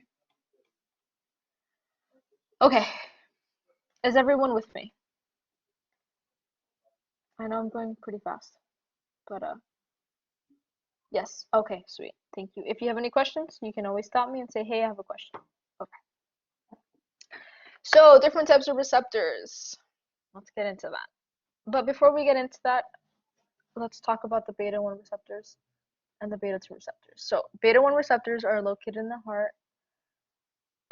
When they're stimulated, they increase heart rate and increase heart's strength or contraction or contractility. So beta 1 receptors, basically what they do is that they are baroreceptors, which is what we're going to get into very shortly. And essentially, if there is a low blood volume, these guys will then be stimulated to contract, to tell the heart to contract and increase the strength of contraction. Beta 2 receptors are located in the bronchioles of the lungs and the arteries of the skeletal muscles. The receptors are stimulated, they increase the diameter of the bronchioles to let more air in and out during breathing, and they dilate the vessels of the skeletal muscles so they can receive an increased blood flow by stimulating the alpha and beta 1 receptors. So beta 1 is increasing the contraction of the blood. Beta 2 is basically increasing the diameter of the bronchioles along with the diameter of the arteries so that all of this blood that we're contracting very, very, very hard is reaching all of the tissues. And also, we're making sure that that blood is being very well oxygenated. Okay, um, these are adrenoceptors because these guys get stimulated when adrenaline is pumping through your body in what is called a fight or flight response, caused by your somatic nervous system, your sympathetic nervous system. And we're going to get into that shortly. So, what are the different types of receptors? Now we can get into it. So, mechanoreceptors, basically all of your tactile receptors. These guys, there are a bunch of them, but essentially they all have to do with the same thing, touch. So you have free nerve endings situated between epidermal cells. So, you have free nerve endings that are found in your epidermis that are not linked to a hair follicle or anything like that. They're in your epidermis. Then we have the free nerve endings of the hair root plexuses. So these are the nerve endings that are linked to your hair follicles. And if you feel something crawling on your arm, it's most likely because it's moving your hair, and you're like, oh snap, I look down, oh, it's a little ant. It's stimulating these nerves. We have Merkel discs, which are found um, in the basal stratum of the epidermis, and they're sensitive to fine touch and pressure. We have our tactile corpuscles, otherwise known as Meissner's corpuscles. These guys are found within the dermis, but they're not deep. They're in the papillary layer of the dermis. You guys remember these? Then we have our Pacinian, which are situated a little bit deeper within the dermis, and these guys are sensitive to deep pressure and high frequencies. And lastly, we have our Ruffini, which are also deep within the dermis, and they're sensitive to pressure and distortion of the skin. So, for example, if someone is giving you those really, I don't know if you guys remember when you were growing up, you would squeeze your arm and twist it like in opposite directions. Like you would do that to someone, and it would be called a sunburn. Um, that's those are the types of tactile receptors that you were stimulating there, along with everything else. But these guys, because they are there to identify the distortion of the skin. Okay. Now we have our baroreceptors. So these receptors are the ones that monitor changes in pressure in an organ. So we have these in muscles or lungs or urinary bladder or intestines. So if our blood volume becomes too high, our blood pressure is too high, these baroreceptors will signal um, to the brain and back to all of the organs to do something about it. So essentially what it does, without getting into the really complicated mechanism, is that it'll say, hey, we need to get rid of some of this blood pressure, let's pee it out. And that's essentially what happens. Proprioceptors. These guys are found in the joints, the tendons, and the ligaments. And these guys basically, proprioception is orientation of your body in space. So if you close your eyes, you know that you are facing whatever window or door or wall. You know that you are not too close to any walls. You know that you're maybe next to a chair or lying on your bed or lying on a couch. Um, and all of this information is being told to you by these proprioceptors. And you can even tell like how you're feeling, like your joints, if you really think about it, like, okay, maybe right now I'm feeling a little bit of discomfort in my left knee joint, but I also have like a little bit of a bad left knee, so maybe that's normal. And all of this is at subconscious levels. But again, if you really, really focus on it, maybe you can pick up on some of that information that is being sent out. Okay, then we have our chemoreceptors. Chemoreceptors basically are receptors that are sensitive to chemicals. Um, they're found all over your body. They're important for the special senses. So as you can see, your olfaction and gustation. But they're also important for your blood. So chemoreceptors are key. Chemoreceptors key. They're key in what is respiration, because these guys monitor hydrogen ions, pH, carbon dioxide, as well as oxygen levels. And all of this is part of what is respiration. So oxygen coming in from your lungs, being transported into your blood and being sent over to the tissues, and backwards, carbon dioxide from your tissues being transported to your lungs and being breathed out. These chemoreceptors are very perceptive to the changes of oxygen and carbon dioxide in order to better aid you in oxygenating your tissues. If you're having a panic attack, your carbon dioxide levels usually go up because you're breathing in and out faster and you're not properly oxygenating um, the rest of your body, and that's why people get lightheaded and stuff. It's because those chemoreceptors are seeing what's happening, but you mechanistically are not oxygenating properly because you're taking fast, short breaths. And lastly, we have photoreceptors. Photoreceptors are found within our eye, and our retina are part of the retina, and our cones and rods. Cones are for color vision, rods are for black and white, if I'm not mistaken. Okay, cool. Spinal cord and its corresponding structures, which tracks are ascending and descending. If you guys remember this slide from last week, we have the ascending tracks, which carry sensory information towards the brain, and our descending tracks carry motor commands from the brain to the spinal cord. What is the fasciculus gracialis and the fasciculus cutaneus? So, fasciculus gracialis basically is proprioception, touch from the from the inferior half of the body. So let's say from the hip down. So you're receiving information from your toe, for example, and this is the way it goes. So it goes first order, so from your toe to the dorsal root ganglia of the inferior half of the body.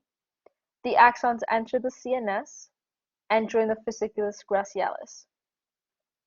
Then, in the nucleus gracialis of the medulla oblongata, so from the spinal cord to the medulla, the axons cross over before entering the medial lemniscus. So we have a moment of desiccation, which is where the axons cross over. So if you're receiving information from the left side, they will cross over to the right side. That's what happens. Then, from the medial lemniscus, we have information entering the ventral nuclei of the thalamus. And lastly, all of that information then gets relayed to our primary sensory cortex on the opposite side of the stimulus, which is what I was just saying. So, this is for the inferior half of your body, from your hips down. Fasciculus gracialis. So, ground, closer to the ground, gracialis. That's a way to remember that one. And fasciculus cutaneus. So it's proprioception, fine touch, ventral pressure, vibration from the superior half of the body, so from your hips up. Or maybe not your hips, whatever it is, half. So from like your scalp, from your belly button up. So again, dorsal root ganglia to the superior half of the body, axons enter CNS, in dorsal roots join the fasciculus cutaneus. That's your first order, so spinal cord still. Then we enter the medulla. Nucleus cutaneus and medulla oblongata, we cross over and we enter the medial lemniscus. We then enter the ventral nuclei of the thalamus, so they both end up in the same place. And then we finally end on the primary sensory cortex side of the opposite stimulus. So, if you want a visual, this is what it looks like. So again, receptor, toe or hand, doesn't matter. Well, if it's gracialis, it would be toe. If it's cutaneous, it would be hand. Goes in through your dorsal root ganglion, all the way up to the end of the spinal cord. Then it goes to the nuclei, whether it's gracialis or cutaneous, depends on where the signal is coming from. So let's say, for example, this is gracialis, nuclei of gracialis in the medulla. We have a moment of decussation, the crossing over of one tract from one side of the body to the other side of the body.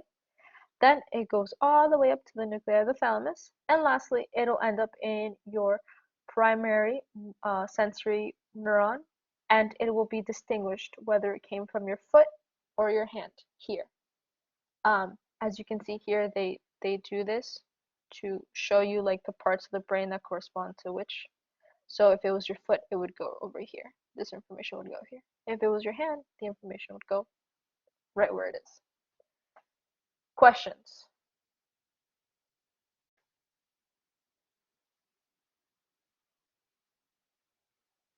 Okay, I'm gonna take that as a no. You can continue. So yeah. I'm gonna leave this one for you guys. Okay?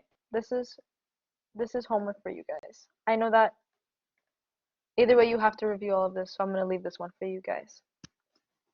Because it's just a comparison between the pre and post ganglionic neurons. Okay. Parasympathetic and sympathetic. So within our nervous system, we have this division that is basically sympathetic, which is fight or flight, or parasympathetic, which is rest and digest. And these guys get activated at different points. So the sympathetic response is activated when you feel that you are in danger. Your pupils dilate, you inhibit saliva so you're not salivating. You know, you get a dry mouth, you get like cotton mouth, like you're nervous, you're scared. You're gonna present a big project in front of someone, your heartbeat starts to accelerate. You start taking like maybe deeper breaths. Your stomach doesn't make a noise because you're not focused on hunger right now. You're focused on getting through this presentation or saving your life. Your liver starts to convert glycogen to glucose, so in order to feed your cells to provide them that energy that they may need. We have a secretion of adrenaline and noradrenaline, which will continue this pathway, and you will inhibit bladder contraction. So you're not going to think about going to the bathroom in the middle of your presentation because you're trying to get through it. You're trying to save your life. You're not going to think that you have to go to the bathroom. You have to take your time because that's a very vulnerable position that we're put in. And when we're trying to save our lives in whatever situation you can think of, that's not something that we're thinking of. Like even in action movies, you don't see Thor fighting the bad guys and think, oh, I think I have to go to the bathroom now. Like they go through the entire fight scene fighting. Um, so that's our sympathetic, our fight or flight, which is fighting or flying, flying or fleeing. Our parasympathetic would be Thor when he was depressed that he lost his family. I don't know if you guys all saw Avengers Endgame, I think, the very last Avengers movie. He was resting and digesting. Thor ended up with a beer belly, and he was just, doing his thing. He was taking care of himself. And this is us in our everyday. So we're relaxed, we're calm, we're maybe eating, having breakfast. I haven't had breakfast yet, and it's staring at me. Anyways, so yeah, so we're resting and we're digesting. So our pupils do not dilate; they react to light normally as they normally do. Our saliva will flow because we're thinking, okay, have I eaten? Have I not eaten? When was the last time I ate? I feel kind of hungry. Maybe I should go eat something. Our heart rate is at its resting rate. Um, our respiratory rate is also at our resting rate. We're not trying to overly oxygenate our muscles because what are we going to do with that if we're not going to use them? Our digestive system is in full function. It's working. It's moving the nutrients throughout the system, and it's preparing everything for excretion. And that's why we have the simulation of bile as well as our bladder contracts. So, going to the bathroom. That's part of resting and digesting. Okay. So what is the function of the vagus nerve in the parasympathetic system? So our vagus nerve is a cranial nerve that comes from all the way up here. And it innervates all these guys. So it innervates the heart, the lungs, the digestive system, digestive viscera, and it tells them to rest and digest. And the function of cranial nerve number 5, which is our trigeminal, it provides sensory innervation to the face and motor innervation to the muscles of mastication. So it's a mixed nerve. It aids you in mastication and chewing, and it also aids you in, feeling touch if you were touching your face. Okay, so we're gonna get into the cranial nerves and lastly the pathologies, and we will be done. So give me another maybe like 10, 15 minutes and we're gonna get through these guys. Okay, so we have 12 cranial nerves. These are them. Um, they do different things. Some of them are mixed, which means that they both function for motor and sensory. Some are just motor, some are just sensory. Okay, so cranial nerve number 1 is your olfactory nerve. It is sensory, it provides sense of smell. Cranial nerve number 2 is your optic nerve. It is sensory, it provides sense of vision. Cranial nerve number 3 is your ocular motor, and just as how the name suggests, it innervates 4 of the 6 extraocular muscles that move the eye. Trochlear nerve, cranial nerve number 4, it's motor and innervates the superior oblique muscle of the eye. Trigeminal, cranial nerve number 5, as we already mentioned, it provides sensory information of the face, and it also it's motor because it helps aid in the muscles of mastication. Aids mastication by moving those muscles. Abducens is cranial nerve number 6. It's motor and it innervates lateral rectus muscle of the eye. So you have 1, 2, and 3 different cranial nerves that move your eye. Okay. The facial nerve, which is cranial nerve number 7, it's mixed. It provides motor innervation of muscles of facial expression, which makes sense, facial nerve, as well as providing sensory information to the anterior 2/3 of the tongue. Okay, so sensory information for the tongue and facial movement. Your vestibular cochlear nerve is only sensory and provides senses of hearing and equilibrium. Your glossopharyngeal is mixed. It provides motor innervation for the muscles of the pharynx, as well as sensory information for the posterior third of the tongue. So, cranial nerves that aid in gustation or in the sense of taste is your glossopharyngeal and your facial nerve. You have your vagus nerve, which provides sensory information to the skin of the head and the pharynx, and it provides motor information to the muscles, these muscles right here, all these muscles, muscles slash organs. Your hypoglossal nerve, it's a motor only. It innervates the muscle that moves the tongue. Hypoglossal means has to do with the tongue. The accessory nerve, and this is cranial nerve number 12. Accessory nerve, which is cranial nerve number 11, is motor and innervates the muscles that move the head and neck, such as the trapezius and the sternocleidomastoid. What are your special senses? Well, smell, taste, olfaction, and smell, taste.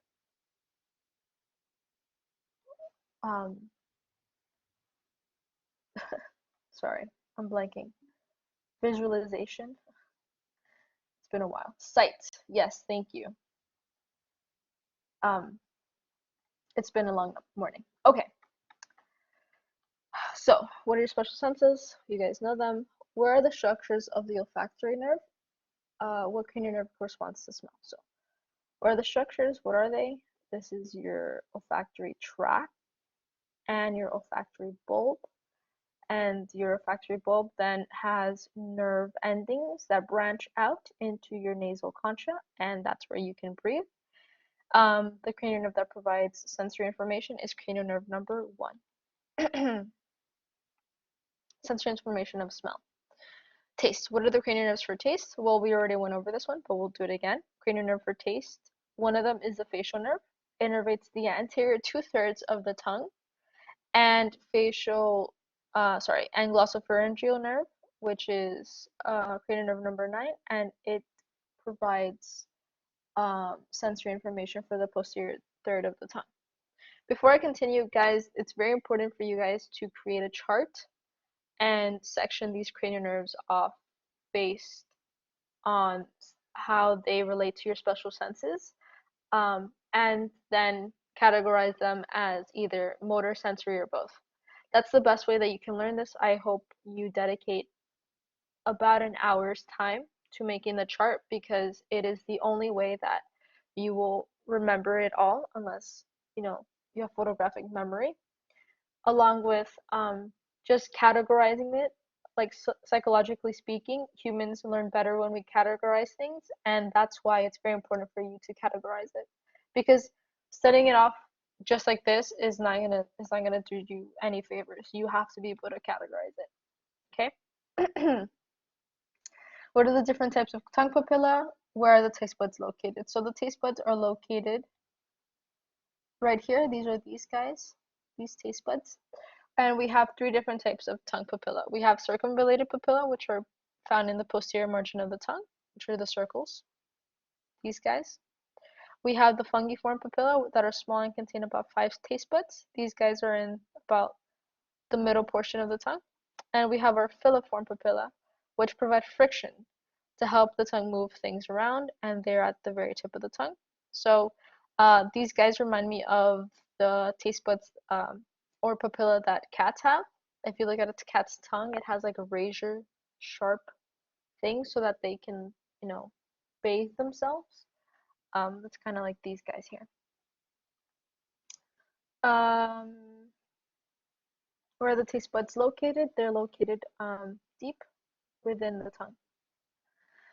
Okay, what is the function of the semicircular canals? What is the function of the cochlea? So the semicircular canals will orient you in space. So if you're, for example, if you like riding roller coasters and you close your eyes as you ride through the roller coaster, you're going to be able to distinguish when you're upside down, when you guys, or when you're doing a loop, or when you're doing a backwards loop. All of that is due to our semicircular canals. They help us with our position in space to determine whether we're upside down or, completely horizontal or stuff like that. Those guys are the big guys there. Our cochlea basically is, oh, question, startled me. Does that one help with balance? Yes, they help with balance. Along with your cerebellum, that one also helps with balance. Oh, startled me again. Yeah. Okay. Cochlea. So the cochlea is basically like the structure that aids in transmitting what sounds you're hearing. So for example, it has hair-like cells that only respond to certain frequencies. So if you have a frequency of 100 hertz coming at you, it will only set off that cell that only receives 100 frequencies. If you have 100 frequencies, a sound with a frequency of 100, combined with a sound of that has a frequency of 5, then both of these cells will be fired or triggered. And then that will send it over to the vestibular cochlear nerve, which then will send that information to your brain, and you will make sense of the wave or the frequency that is being transmitted to you. That's why they say, like, if a tree falls in the forest and no one is there to hear it, doesn't make a sound. That argument is kind of like, well, my ear is the one that can translate those wavelengths into the sound. So no, if no one is there, it didn't really make a sound. That's my understanding of it. What is the function of the auditory eustachian tube? That is basically to protect, aerate, and drain the middle ear. That's this tube right here. This is our middle ear. This is where our auditory ossicles are found. The 3 smallest bones in our body, the malleus, incus, and the stapes. Little kids have this auditory tube at a more horizontal position than adults that have it at a more like 45-degree angle. That's why little kids can get ear infections uh, often or rapidly. It's because of that. It's because of the position. And lastly, what cranial nerve corresponds to hearing? It's the vestibulocochlear nerve. Cranial nerve number 8 has a vestibular branch, has a cochlear branch. Okay. What are the extrinsic muscles of the eyes? What are the cranial nerves that correspond to the eye? So we have 3 cranial nerves that correspond to these muscles. We have 2 that are specific to one muscle and 1 that is to everything else. So your SO4, your superior oblique, only is moved by your cranial nerve number 4. And your lateral rectus is only moved by your cranial nerve number 6. Everything else is moved by your ocular motor cranial nerve, which is cranial nerve number 3. We can look at that. So here we have your ocular motor cranial nerve number 3. It innervates um, your medial rectus, your superior rectus, your inferior rectus, your inferior oblique, and then you have your trochlear, which only innervates your superior oblique, and your abducens, which only innervates your lateral rectus. Boom, which is this one right here that is cut. This one right here that's cut.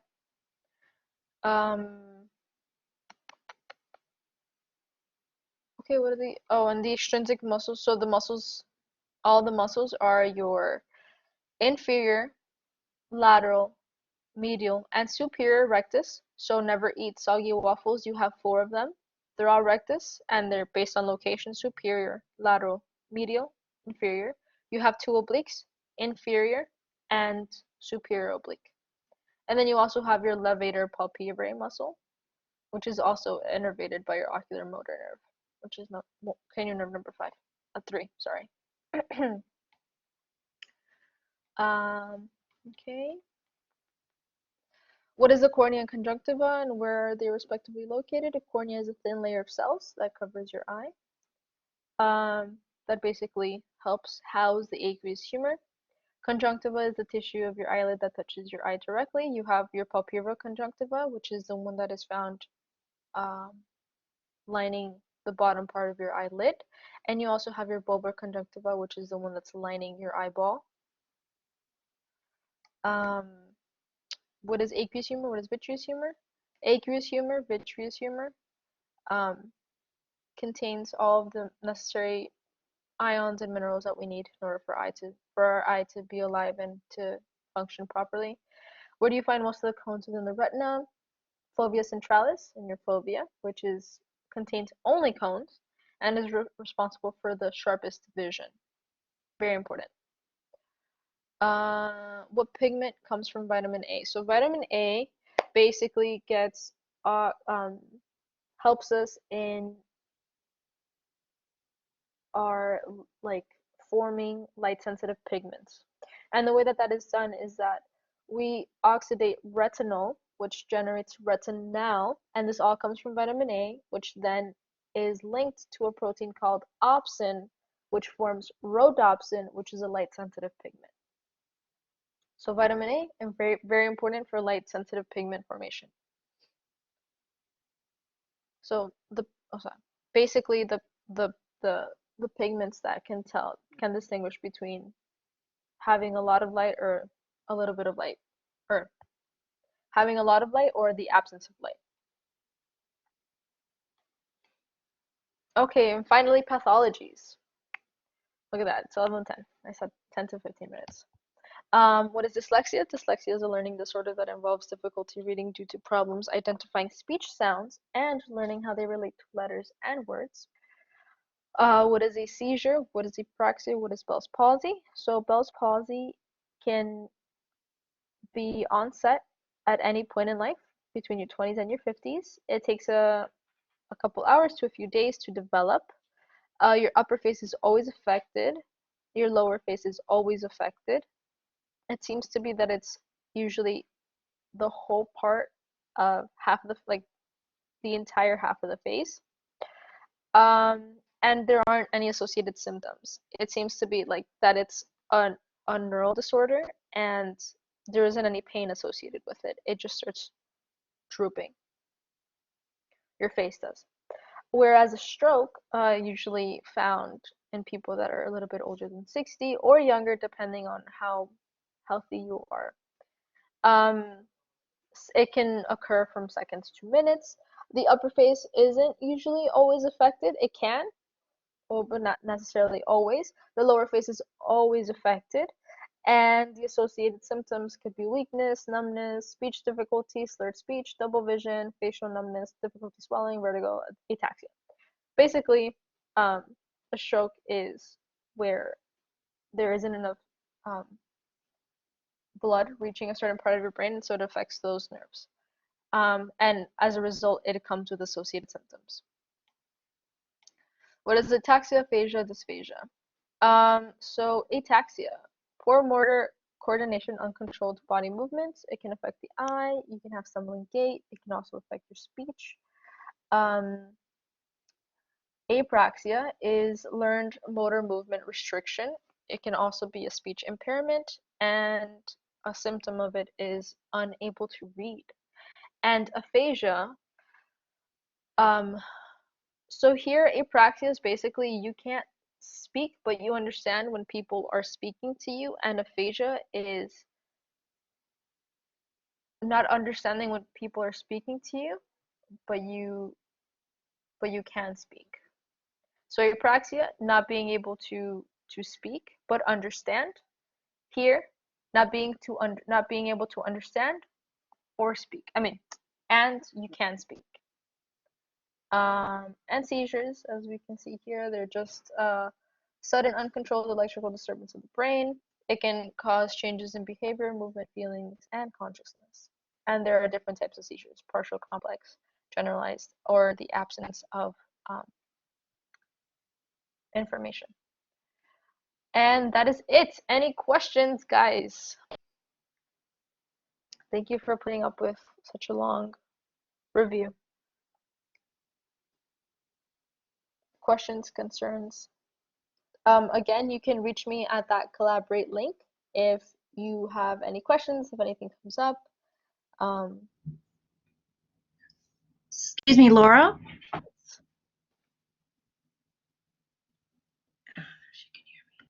yeah, I heard you, Patricia. Is there going to be another one of these reviews for the final? So I am not sure. I will get back to you on that. As I said, this may or may not be the last session, but I will confer with Dr. Garcia and I will get back to you guys on that, okay? Okay, thanks. And then I was looking on Blackboard for the recorded live sessions. Where are they being posted? 'Cause I can't find them. So yeah, so the way that we're doing it is that we actually have them under the 9 a.m. class, and that's why it's hard for you guys to look for them, um, because they're not being posted everywhere as we thought they were going to be. That's a technical difficulty on our ends. So as soon as I'm done, I'm gonna email everybody in your class with the link to this recording, so you have it there. Okay, thanks. You're welcome. Do we have a final, or is this our final exam? Oh, okay. So, here, let me stop screen sharing really quickly. Um, if you guys can refer back to the initial recording that Dr. Garcia made for when we first started to transition to online classes, I think it's dated March 30th or 31st, if I'm not mistaken. You will be able to find your answer there. I'm sure that I've answered this question many times, but right now I don't remember. So if you want to refer back to that video, he will be able to answer that question for you there. Okay? Anybody else have any questions? No? Okay. Well, Um, thank you all. which video are you referring to? The very first video that he recorded for his for all of his lectures. So if you were, let's see, Like the let me, YouTube videos? no. So here, let me share to the screen real quick so you guys can see it. Okay, so if we go here and we go to recordings, um, you guys are in the 10 a.m. class, right? So 10 a.m. class right here. Live session under recordings. So March 30th, if you take a gander at this video, you will be able to see that he will answer that question whether or not you guys have a final exam, okay? Hope that answers your question, Camila, or Patricia, or both. You're welcome. Okay, you guys are free to go. Thank you so much for joining me on my adventure. You're welcome.